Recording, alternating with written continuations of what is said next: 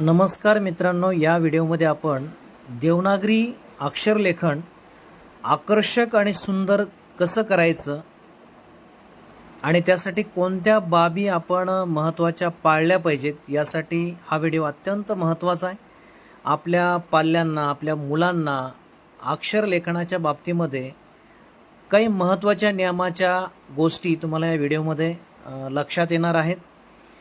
सुरुवातीला अक्षर लेखन करायचं म्हटलं तर अगोदर बसणं व्यवस्थित असलं पाहिजे।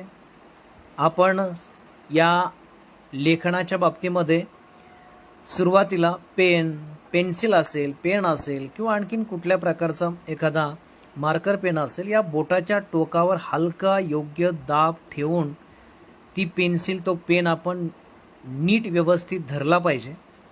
आणि ज्यावेळेस आपण वहीमध्ये अक्षर लेखनाला सुरुवात करतो किंवा शुद्ध लेखनाला सुरुवात करतो त्यावेळेस ओळीतील शिस्त, प्रत्येक अक्षर ठराविक रेषेत लिहावं। वरची, मधली आणि खालची रेषा पाळणं ते देखील महत्त्वाचं आहे।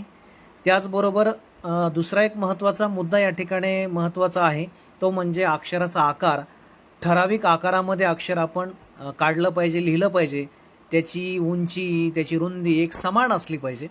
आणि अक्षर सुंदर करण्यासाठी दुसरी एक गोष्ट तितकीच महत्त्वाची, ती म्हणजे आपल्या अक्षरातला स्पष्टपणा।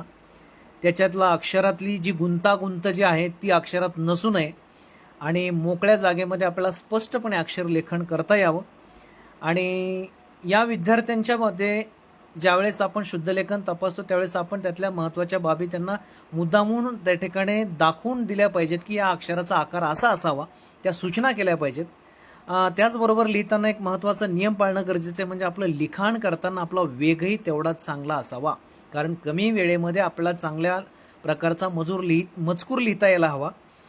म्हणून अक्षर लेखन करताना हे महत्त्वाचे नियम जर आपण निश्चितच आपल्या मुलांना जर शिकवले तर आपल्या मुलाचं अक्षर 100% सुंदर व्हायला मदत होईल। आणि त्यासाठी हे अक्षर लेखन कसं करावं हा शेवटपर्यंत व्हिडिओ आपण बघावा, आपल्या मुलांनाही दाखवावा। ठीक आहे, धन्यवाद।